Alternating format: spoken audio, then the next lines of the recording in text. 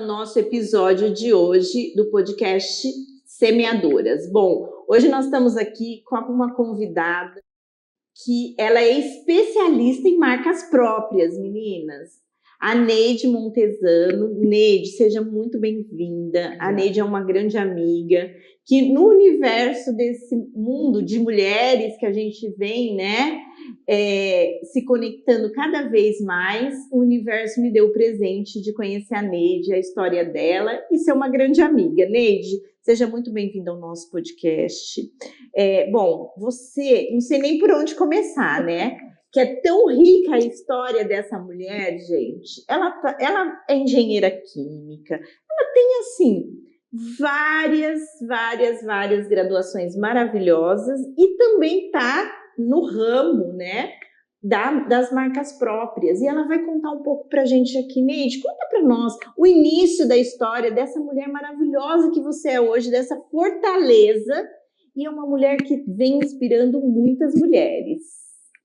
Bom, primeiro, muito obrigada pelo convite. É sempre um grande prazer falar com mulheres, em especial mulheres como você, né, Ju? Que são mulheres que vão atrás, que fazem, que são exemplo para outras mulheres fazerem.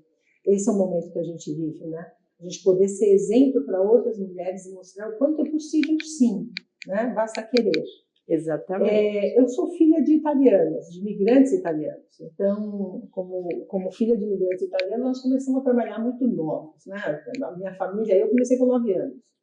Meu pai tinha uma loja e com 13 anos eu fui atropelada, porque eu cuidava da loja sozinha e fui trocar um dinheiro para dar troco para uma cliente e sofri o primeiro acidente de trabalho.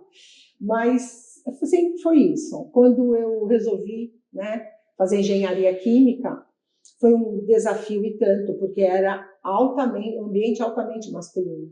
De 100 alunos na faculdade, 7 eram mulheres. Nossa! Né? Então, é um desafio grande. Né? Então, a gente teve que acostumar, nós mulheres tivemos que nos acostumar a nos proteger desse ambiente, muitas vezes hostil. E eu me lembro perfeitamente que me perguntavam o que você vai ser, né? O que faz uma engenheira química? Porque naquela época que eu entrei na faculdade em 79, a química tinha 40 anos, 50 anos, ainda é muito nova, né? Era uma ciência muito nova. E eu queria saber também o que eu ia fazer quando crescesse, né? Eu me lembro que tinha uma japonesinha que ela estava pedindo lá, fazendo requerimento para tirar o diploma, lá, o certificado, e eu falei para ela, escuta, o que faz quando sai daqui? Né? Uma engenheira química vai fazer o quê? E ela disse, olha, você vai trabalhar na qualidade, no desenvolvimento, marketing, a única coisa que você não vai conseguir trabalhar em produção, porque em produção não trabalha mulher. E nesse exato momento eu disse, perfeito, então é isso aí que eu vou fazer. Esse é o desafio que eu quero. E coloquei para mim como meta. Eu tenho uma frase que eu uso desde muito nova. Uma vez colocada a meta, não se negocia com meta, a meta se cumpre. E aí coloquei a meta e aí eu fui atrás da minha meta. E eu sou movida a desafio, então eu precisava desse desafio para poder seguir na faculdade aquilo que eu queria ser quando crescesse. Minha família é uma família de empreendedores. Pouquíssimos trabalhavam como funcionários em empresas. É uma família de empreendedores. Eu nasci numa família de empreendedores. Então, o empreendedorismo estava já na veia. E eu ia trabalhar de funcionária numa empresa, né? E tudo bem. Eu tinha que me virar. E uma outra coisa que eu me lembro que eu era muito nova, e eu disse para o meu pai queria que eu fizesse direito. Eu falei, eu não vou fazer direito, eu não quero ser advogada. E eu tinha 2 caminhos. Eu podia escolher ser filha do Giovanni, ou eu podia escolher ser a Neide Montesano. Se eu escolhesse ser filha do Giovanni Montesano, eu ia ser advogada, ia montar um escritório, ia ter assim, imóveis de cara, abrindo o escritório entre os imóveis da família e dos amigos. E eu não quis ser a filha do Giovanni, eu quis ser a Neide Montesano. Eu construí a minha carreira. Meu pai tinha muito orgulho disso, sabe, Ju? Ele contava isso para todo mundo. E da família foi eu que escolhi ser eu, construir a minha carreira. Bom, eu fui trabalhar numa indústria, no 5º ano de engenharia, já tinha inclusive minha filha, porque antes disso eu cuidava dos negócios também. E E eu me lembro perfeitamente que a fábrica, eu queria trabalhar lá na fábrica, eu trabalhava lá no laboratório. E aí surgiu uma vaga e o meu diretor disse para mim, bom, tudo bem, você é mulher, só tem homem, você quer, tudo bem. Olha, se por um acaso alguém te fizer alguma coisa, você pode vir aqui que eu te empresto o meu sapato. E a frase que eu disse para ele foi, Edgar, se eu precisar de um sapato, você não se preocupe que eu tiro o meu. Eu não vou vir com o seu. E ele olhou e disse, acho que eu acertei em colocar você lá na produção, né, lá na fábrica, mas ainda cuidando de qualidade, chão de fábrica, sabe? A gente brinca que inspetor de qualidade varre chão, né, do laboratório. E fui. A fábrica foi vendida, eu fui crescendo, eu era Ciba-Geigy, virei Reckitt Benckiser, e fui crescendo, e a minha meta. Eu fui a primeira gerente de produção mulher no grupo inglês do mundo. Gente, olha que fantástico, para vocês verem que época que nós estamos falando, Estamos falando de 86, 87. Que mulher, então, naquela época não tinha voz mesmo. Se hoje a gente está tentando ter, imagina naquela época. Quando tudo era mato mesmo. Né? E era muito interessante, porque eu não podia errar. Eu falava para o meu diretor, né? Se eu errar, todo mundo, o mundo inteiro, né, uma multinacional, vai querer saber quem foi que colocou uma mulher para cuidar de uma planta com 70 toneladas de butano por plano, a maior planta de aerossóis. A gente fazia o Rodazol, Rodor, Fabulão, Passe Bem, Bom Ar, né? Veja, bom, Anil. Então, assim, era uma fábrica imensa, muitas linhas de produção e 0 mulheres trabalhando. Aí eu comecei um projeto com o médico, com toda a parte de medicina ocupacional, porque tinha um paradigma que mulheres não podiam trabalhar porque o ambiente era insalubre. E eu comecei a defender a tese de que se ele era insalubre para a mulher, ele era insalubre para o homem.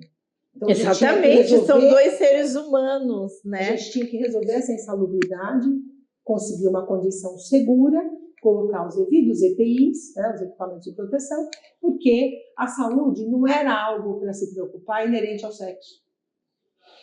E aí eu saí da Reckitt com 67% de mulheres trabalhando na produção. Que fantástico. Então foi um trabalho super bonito, das quais eu me orgulho muito, sabe? Eu falo uma coisa, Neide, que você é um exemplo disso. Você rompeu uma barreira nesse segmento para todas essas outras mulheres seguirem. E eu falo que nós, mulheres, a gente precisa aplaudir aquela mulher que está rompendo uma barreira, que ela chega lá primeiro, mas ela está abrindo o caminho para todas nós passarmos, entendeu? Então, você é uma mulher para se orgulhar, porque naquela época você teve coragem. Muitas vezes a gente sofre tanta pressão, né? Tanta coisa, a diversidade das pessoas falando não vai dar certo, você não tem que fazer porque você é mulher. Você é mulher. E porque você é mulher. Não tem nada diferente, só porque você é mulher. E você, naquele momento, você teve coragem e acreditou em você. E eu falo isso por onde eu passo, e você que está nos assistindo, tenha coragem de seguir os seus sonhos. Faça como a Neide, coloque uma meta e não negocie essa meta. Quando a gente põe uma meta, gostei muito dessa frase, a meta é para ser cumprida, não se negocia. Então acredite em você, porque olha, Neide, a gente está falando aí de quase 40 anos atrás, 43 anos, você rompeu uma barreira, e hoje quantas mulheres não seguem esse caminho? Sim. Neide, mas assim, e você hoje, né?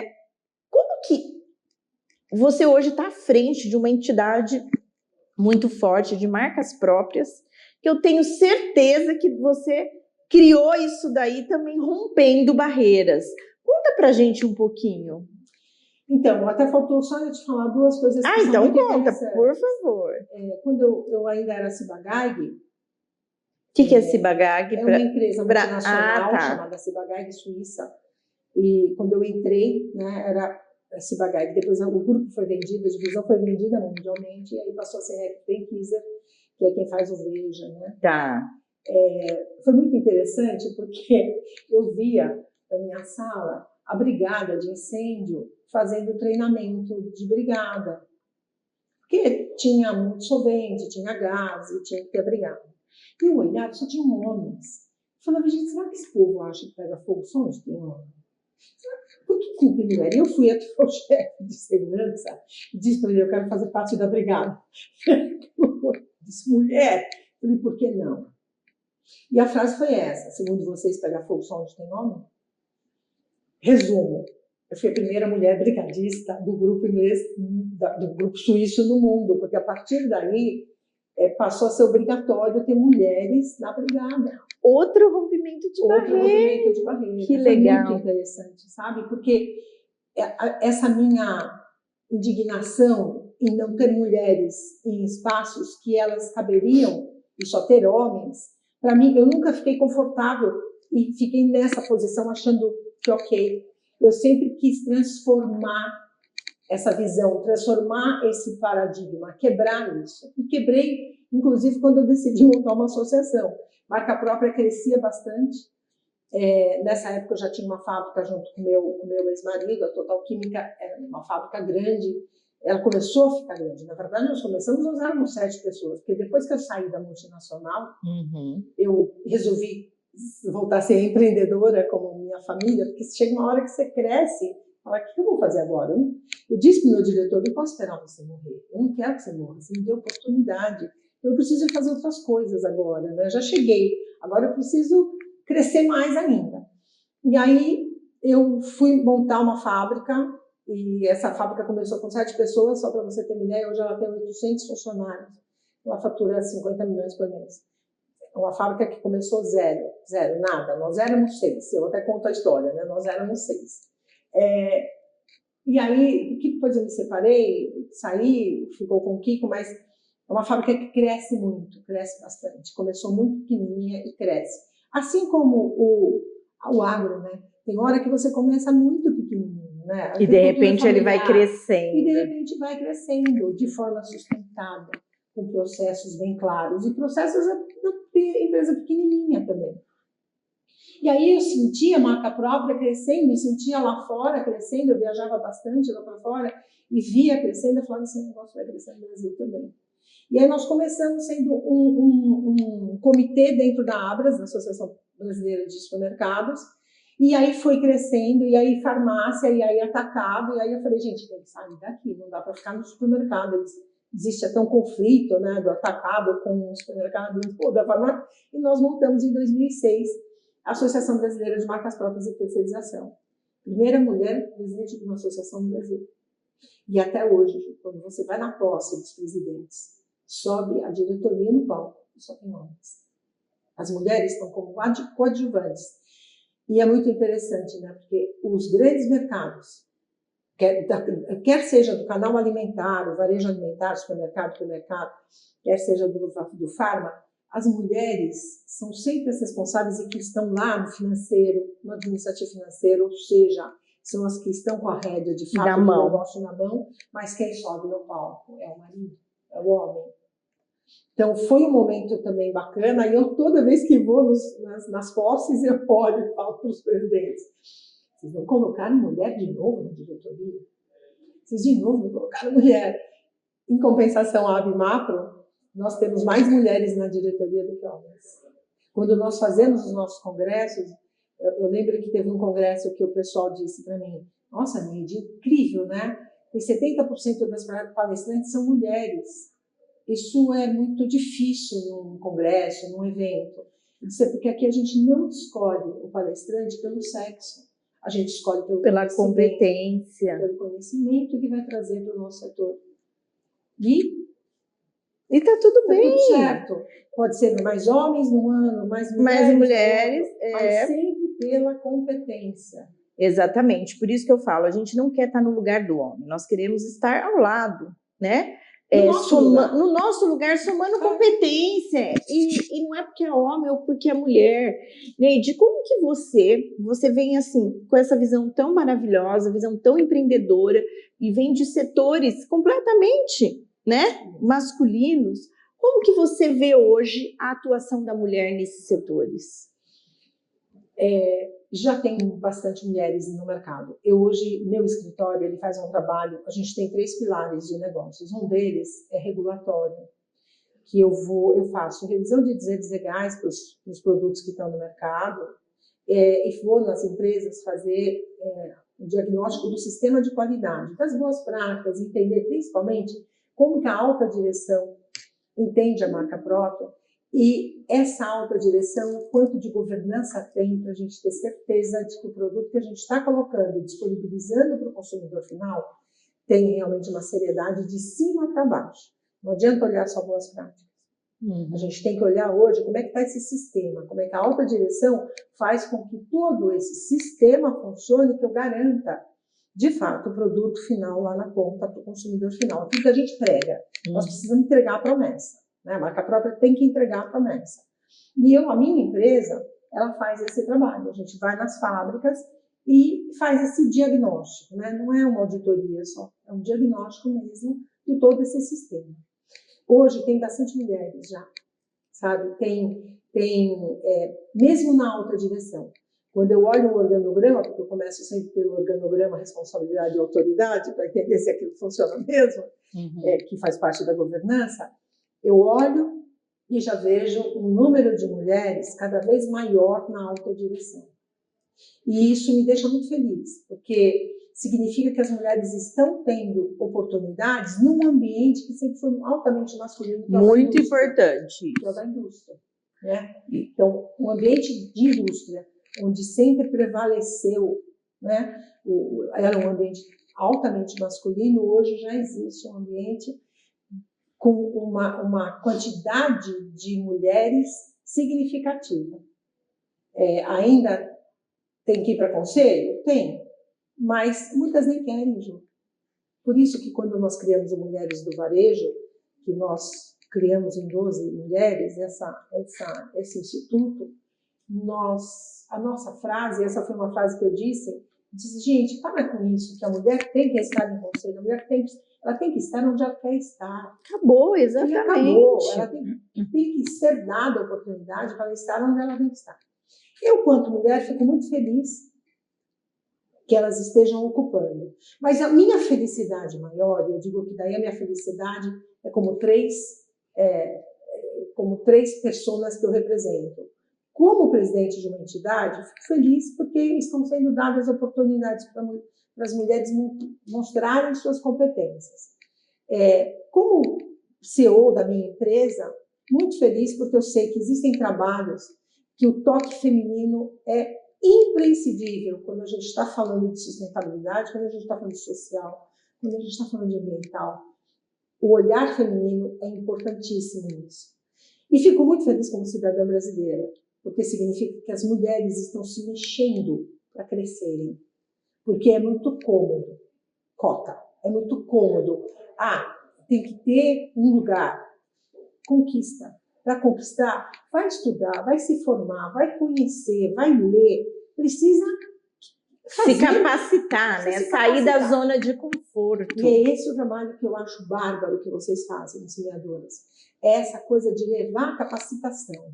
Porque muitas vezes também se quer capacitar, mas não se tem condições para capacitar, principalmente quando a gente não está falando das bolhas. Exatamente. São Paulo, né, os grandes estados. Quando a gente está falando para fora. Precisa chegar à capacitação. E esse é um trabalho muito bonito. Exatamente. A gente vem levando tudo isso porque a gente fala, o lugar de mulher é onde ela quiser. Mas muitas vezes ela quer algo, mas ela não está preparada ainda. Então, através de todas essas capacitações que nós temos, do Senar, do Sebrae, tá? É isso que a gente leva para ela, mostrando que ela pode. Neide, nossa, que história! Nem eu conhecia essa mulher desse jeito. O que é melhor fazer do que falar? É verdade. Você sabe que a gente poderia ficar horas e horas aqui falando, a gente tem um tempo, né? A gente tem um momento agora, que é o Semear São perguntinhas curtas, respostas curtas, para você contar, para a gente conhecer também um pouquinho da Neide. Que mulher você nasceu para ser? Líder. Líder? Mas é uma grande líder. Meu pai dizia que o berçário do que gritado dito assim, não chora que eu quero dormir. Chegou lá dando ordem, é isso mesmo. Me conta uma coisa, como é a Neide, mãe, a Neide fora desse burburinho aí que você é empreendedora, presidente de associação. Como é a Neide em casa? A Neide em casa é mamãe italiana. Ai de quem mexer com a minha cria. Eu viro bicho. Protetor. Eu sou protetora, mas assim, meus amigos dizem, como seus filhos são educados, como seus filhos são sérios, como seus filhos são netos. E eu digo, do elogio que não fazem nada mais que obrigação. É verdade. Eu coloquei no mundo, eu tenho que educar. Sou rígida, mas sou italiana. Cozinho, faço molhinho italiano, compro tomate, faço massa, não compro produtos que possam fazer mal para a saúde deles. Então, assim, dou o que eles precisam, mas eles precisam fazer para merecer. Tenho muito... Eu digo sempre que eu sou responsável por eles até morrer. E se precisar contar até 3 para minha filha que tem 43 anos, eu vou contar. Porque a nossa diferença de idade continua a mesma. É verdade. Então, eu falo isso com meu filho. Eu falo, se eu precisar dar um berro, eu vou berrar. Mas eles podem contar comigo sempre. Porque isso né? É a mãe, é a estrutura, entendeu? E a gente tem, eu não sou italiana, mas eu também, nas minhas descendências, a gente tem essa coisa, né, de estar ali sempre. De onde vem essa garra? Acho que é de família. Eu acho que é a minha ancestralidade feminina. Todas as mulheres da minha família são muito fortes. Quando a gente vai olhar para trás, a minha avó materna foi a primeira mulher a vestir uma calça no nosso bairro. Ela quebrava tabus, e todo mundo diz que eu pareço muito com ela. Ela quebrava tabus. Eu tive que me separar da minha primeira relação, né, do meu primeiro casamento. Eu fui a primeira mulher a se separar em toda a história da minha família. Essa vontade de fazer o que eu acredito estar certo vem de lá atrás. As mulheres sempre foram muito fortes. Ai, e haja constelação, viu, para tentar não, fazer com que a minha filha não tenha esse compromisso. Mas ela é. Mas e eu falo que assim, a gente tem que ir em busca daquilo que nos faz feliz, né? Daquilo que é melhor. A gente não pode ficar vivendo uma dependência emocional da situação, porque um dia você vai acordar e pode ser tarde. Ju, você imagina que eu, graças a Deus, meu pai chegou nesse país com 10 liras, devolveu num envelope para minha avó, num pós-guerra. Meu pai foi camelô, meu pai foi feirante. E o que meu pai construiu, eu passei minha vida inteira dizendo, cara, eu preciso construir mais que ele, porque não é possível. Eu não precisaria trabalhar com o que o meu pai construiu, porque meu pai tinha um objetivo na vida. Meu pai ficou 27 anos sem tirar um dia de férias. Um único dia de férias. E ele dizia, quando eu terminar o prédio tal, eu não vou mais na feira. Meu pai fazia delivery em 1958. Era um gênio, ele era genial. E eu queria muito, eu tinha um compromisso meu de dizer, pô, eu tenho que fazer o que meu pai construiu, porque não é possível eu não fazer. Engenheira, meu pai com o 5º ano primário chegou onde chegou. Então, essa escola, essa coisa de ir buscar, é muito diferente do que se acomodar e dizer, isso é herdeiro, não preciso fazer nada. Não precisaria mesmo. Mas não foi a escola que eu tive. Minha mãe puxou água de poço e cozinhou com fogão a lenha. E minha mãe chegou onde ela chegou, né? Morumbi não tinha água, não tinha luz, não tinha nada. Mas ele foi morar lá, né? Que depois começou a ter muito, né? Então, assim, isso é a minha raiz. A minha raiz é sonho. Eu digo sempre que o sucesso é muito simples. Ele consiste em você fazer o que gosta, acreditar no que faz e persistir no que acredita. Olha aí, meninas, a dica! Repete para essas meninas. Fazer o que gosta, acreditar no que faz e persistir no que acredita. Eu criei os meus filhos dizendo, se o seu sonho, que você gosta de vender pipoca, você vai ser o rei da pipoca. É isso que eu falo. É o rei da pipoca. Gente, faça o que você ama. Por quê? Porque você vai ser a melhor. Vai ser. Você precisa acreditar que você é o melhor naquilo que você faz. E persistir que os caminhos vão se abrindo. Vamos se abrindo. Bom, eu até vou pular algumas perguntas aqui, porque você já deu várias mensagens, né? Desculpa. Imagina.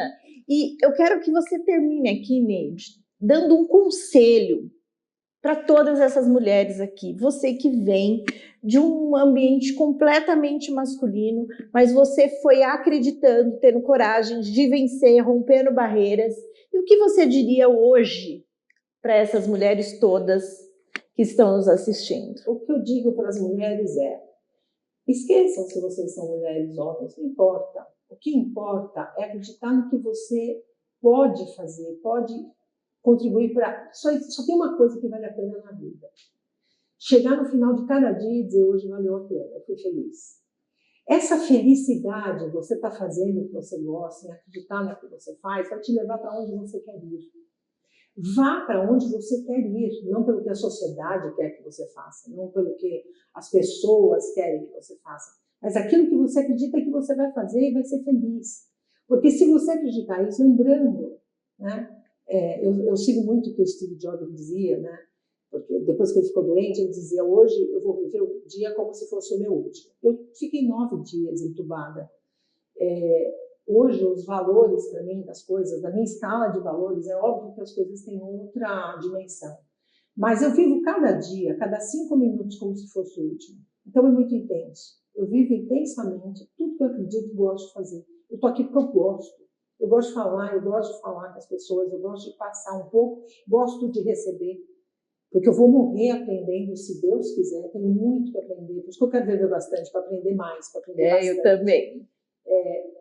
E acredite, faça o que gosta, acredite no que você faz e não deixe ninguém dizer para você o que você pode ou não pode, deve ou não deve fazer.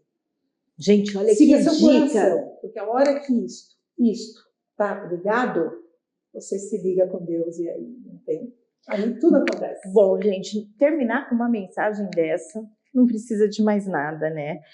Compartilha conosco aqui as suas redes sociais, para que elas possam cada vez mais seguir você, se inspirar nessa história que você tem, maravilhosa. E compartilhe mais, Neide, porque eu tenho certeza que você vai tocar muitas mulheres nesse mundo afora que precisam de ver a coragem dessa mulher que você é. Às vezes a gente trabalha tanto que não dá nem tempo de ficar compartilhando nada, né? Mas esse ano aqui vai ser um ano de compartilhamentos.